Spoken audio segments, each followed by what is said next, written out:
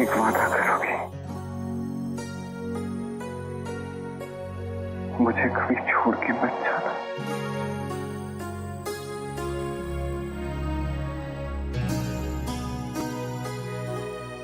हाँ, मैं वादा करती हूँ, मैं आपको छोड़ के कभी नहीं जाऊंगी।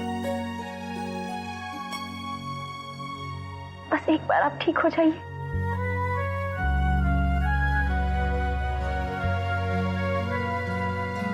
सच कह रही हो ना? सच कह रही हूँ, मैं कहीं नहीं जाऊंगी। बस अब आप ठीक हो जाइए। तुम मेरे आसपास ही रहना, तुम देखूंगा नहीं तो शायद जी नहीं पाऊंगा।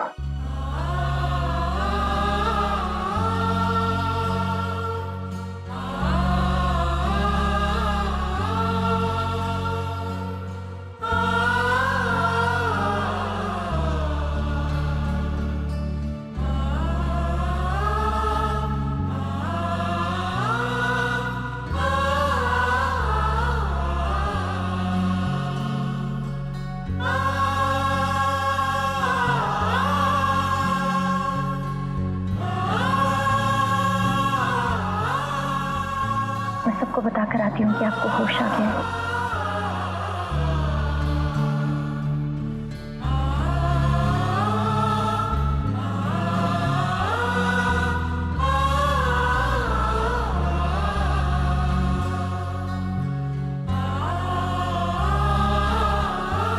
श्री वृंदावन बिहारी लाल की जय।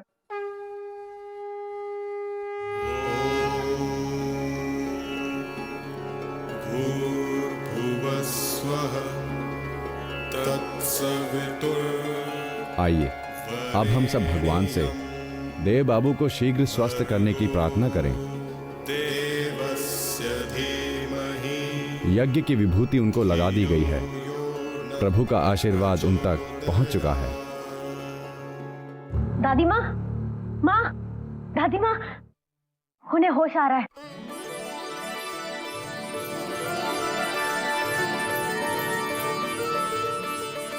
भगवान जी की भभूत ने अपना सर दिखा दिया। हमारी बिटिया ने सेवा भी तो ऐसी की है। पैर छू बड़ों के। खुश रहो। अरे हम सब यहाँ क्या कर रहे हैं? चलिए देव के पास चलते हैं। बिरजू, बेटा जल्दी से डॉक्टर साहब को फोन कर दे। जी जी दादी।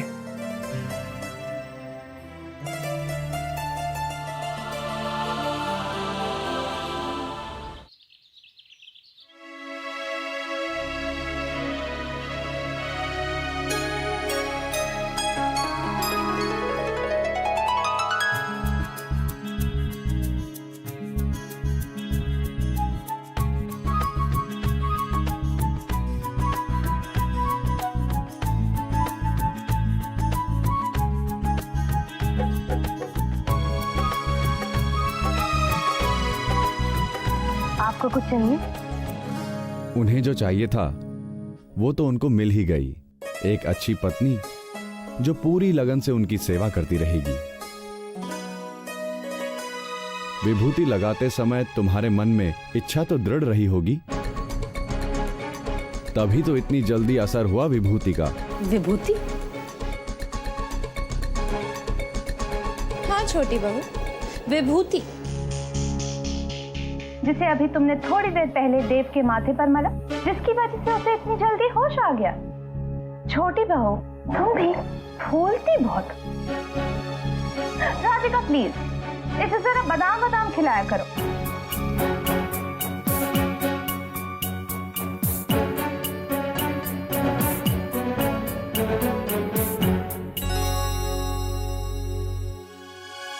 विभूति, हाँ हाँ, इसने तो बहुत असर किया है।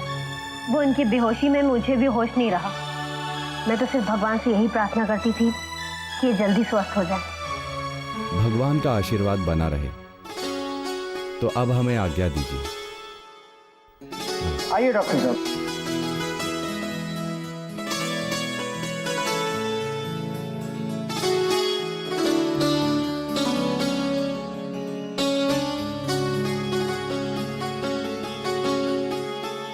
It's miracle. ये तो सच में चमत्कार हो गया। मेरा अंदाजा बिल्कुल ठीक था। देव खुद ठीक नहीं होना चाहते थे, पर जब इनके अंदर ठीक होने की इच्छा जागी तो इन्हें होश आ गया। अब आप लोग चैन से बैठ सकते हैं, खतरा टल चुका है। अब मैं चलता हूं।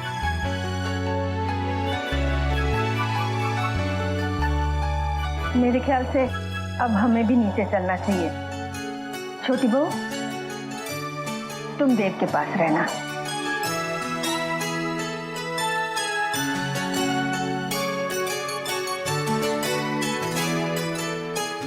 लगता है मन ये सोचने, जीवन के हर एक मोड़ पे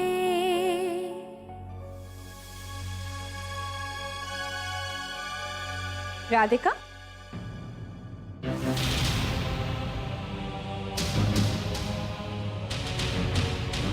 क्या साफ कर रही थी हाथों से? हाँ, ऐसा क्या लग गया हाथों में जिसे साफ करने के लिए तुम्हें यूं अकेले में आना पड़ा? कुछ नहीं, मैं बस मैं वो क्या? राधिका, यहाँ आई दादी माँ।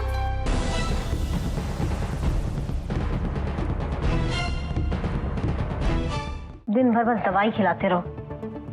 कब तक करना पड़ेगा मुझे सारा नाटक?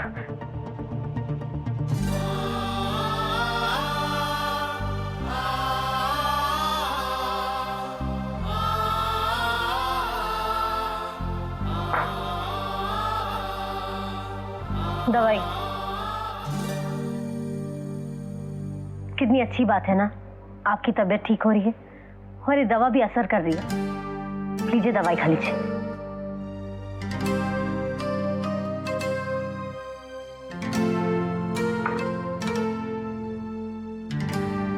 मैं थोड़ी देर माँ और दादी माँ के पास बैठकर आती हूँ।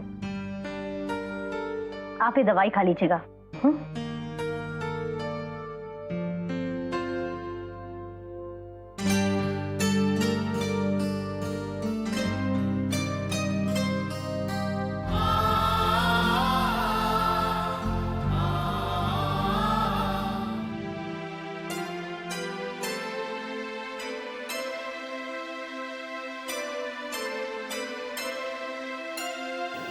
बीमारी की वजह से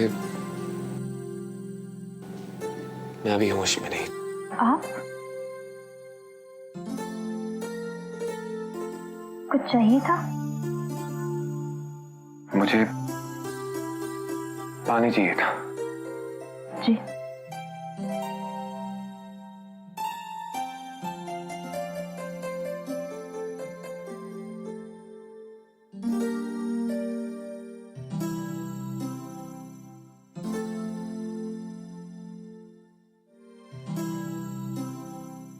तो बता दिया कीजिए, मैं विशाखा के हाथ भिजवा दूंगी।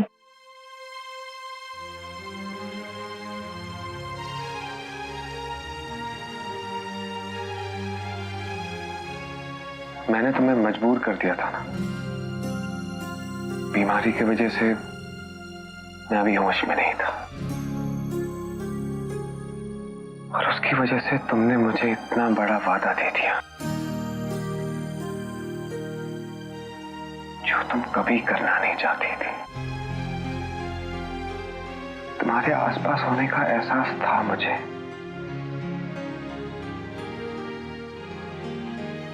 और अगर आज मैं जिंदा हूं तो सिर्फ तुम्हारे स्पर्श की वजह से। आज भी मैं तुम्हारे सारे झूठ भुलाने के लिए तैयार हूं, पर अब मैं होश में आ चुका हूं। मैं तुम्हें किसी बात के लिए मजबूर नहीं करना चाहता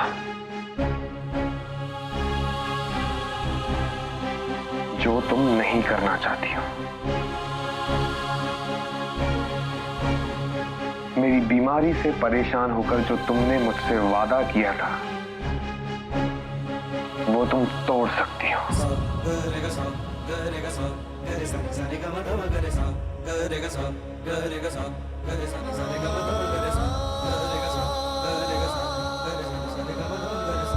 तुम्हारे चले जाने से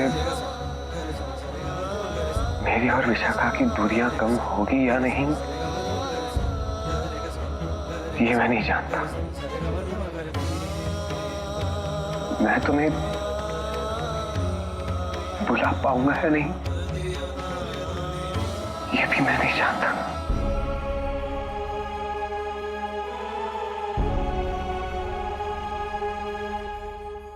लेकिन इतना जरूर जानता हूं कि तुम्हारे बिना मैं अब जी लूंगा।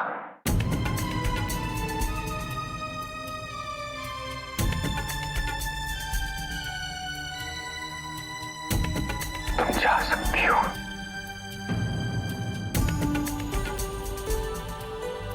मुझसे किया गया वादा तुम तोड़ सकती हो।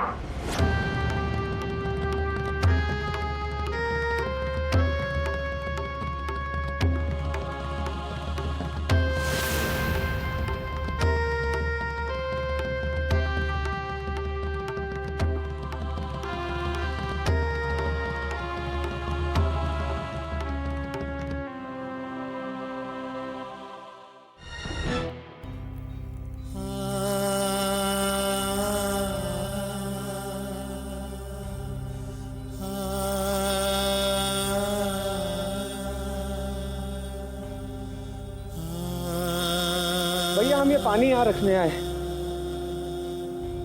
पानी तो है। क्या हुआ भैया? तबीयत ठीक नहीं है? तू मेरा सबसे अच्छा दोस्त है ना बिरजू। बिरजू, जिस लड़की से मैं प्यार करता था, जिससे मैं शादी करना चाहता था, वो कोई और नहीं, वो राधिका है, विशाखा की बहन।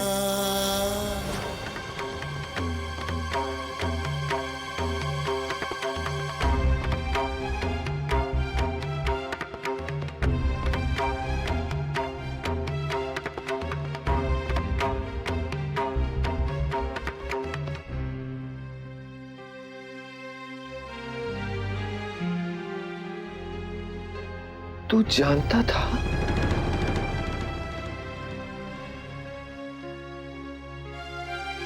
तू हमेशा से जानता था?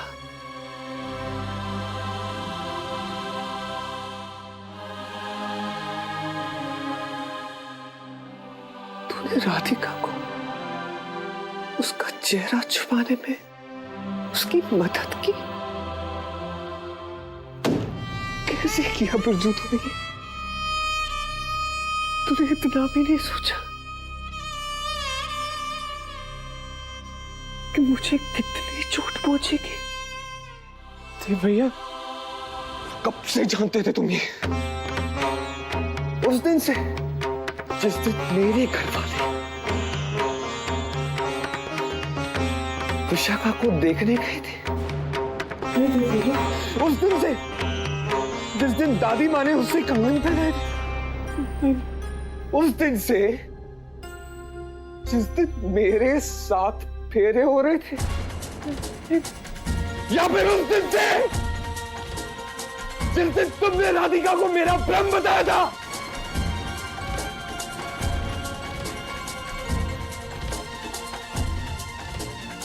तुम जानते थे बिरजू कि राधिका विशाखा की बहन है, तो तुम चुप रहे। तुम जानते थे कि मैं तड़प रहा हूं और तुम चुप रहे। मेरी जिंदगी एक पल में बदल गई बिरजू,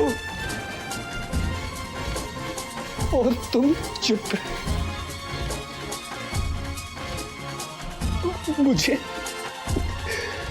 मुझे धोखा देते हैं। नहीं भैया, आप हमारी बात तो सुनिए। बस रुकिए।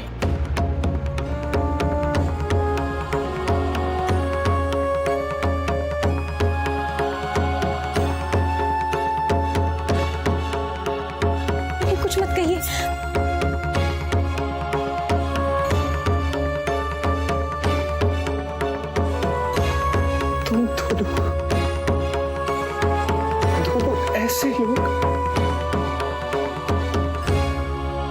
जिससे मैं बहुत ज्यादा प्यार करता था,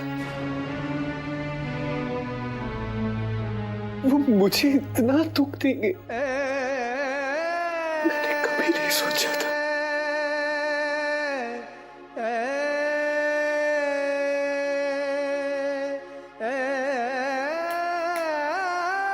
तुम्हें अपना दोस्त कहने की गलती मैं कभी नहीं करूंगा बच्चों। अपनी शक्ल मुझे आज के बाद कभी मत दिखाना।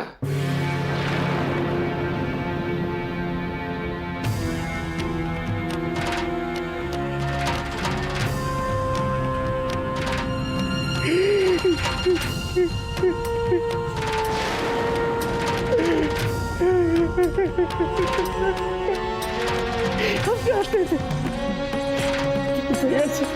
इतना बड़ा सच पाकर हमने बहुत बड़ा काम किया। ठीक है, हमें कभी माफ नहीं करें। क्या क्या हमने क्या किया क्या किया।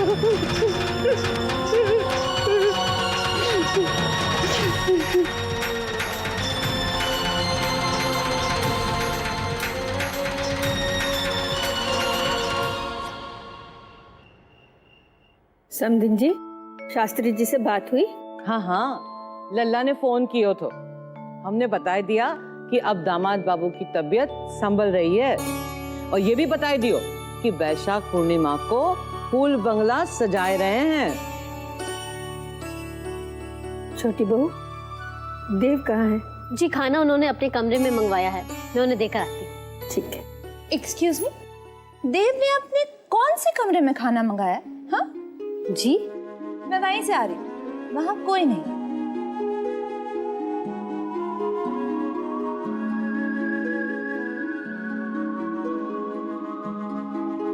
पर मैं तो उन्हें कमरे में ही छोड़कर आई थी। हो सकता है बालकनी या वॉशरूम में हो। जी नहीं, मैं दरवाजे पर खड़े होकर पुकारती रही, देव चलो नीचे चलकर खाना खा लो, लेकिन अंदर से कोई जवाब नहीं आया। Wait wait wait wait wait, और भी कोई है जो नीचे नहीं आया?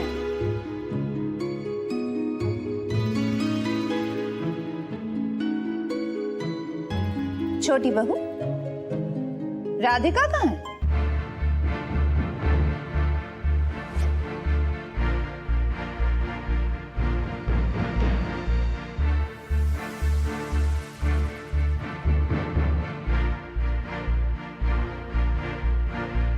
वो क्या है ना, राधिका के हाथों से परोसे हुए खाने की इतनी आदत हो गई है कि वो नहीं होती है तो फौरन पता चल जाता है।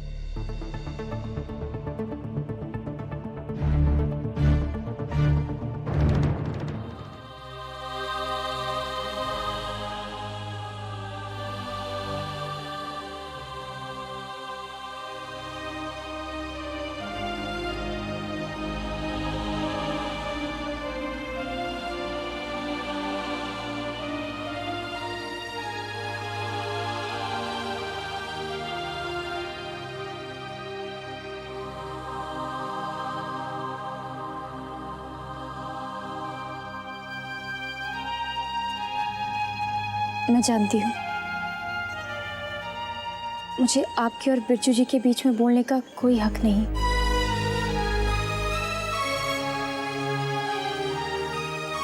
फिर भी मैं आपसे यहाँ बात करने आई हूँ सिर्फ इसलिए क्योंकि इन सब परेशानियों की वजह सिर्फ मैं हूँ।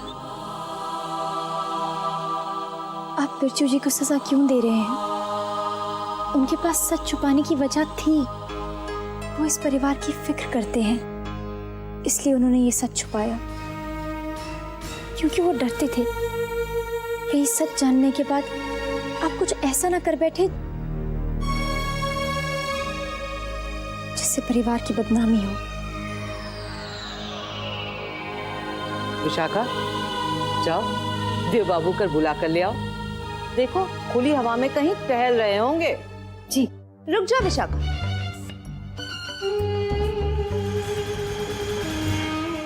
एक काम करती हूँ, मैं देव को बुला कर लाती हूँ। पता भी चल जाएगा कि पहली बात में मुझसे गलती क्यों हुई। और देव को ना से राधिका को तो ले ही आऊं।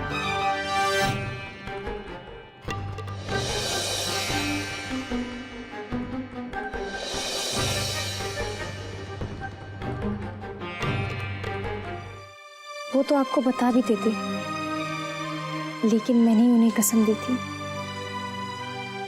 वो एक अजीब सी दुविधा में थे।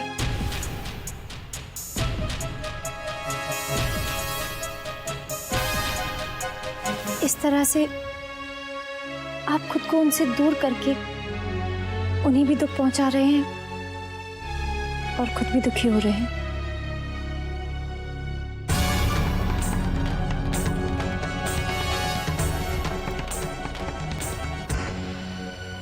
एक बार खुद को उनकी जगह पर रख के देखिए, आप जान जाएंगे कि उन्होंने ये सब क्यों किया है।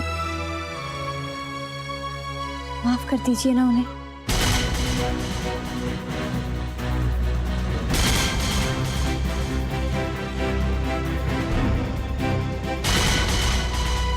कृपया करके बात को और मत बिगाड़िए। आप नहीं जानते हैं, वैसे भी घर में बहुत तनाव है और मृणालिनी भाभी को भी लगने लगा है कि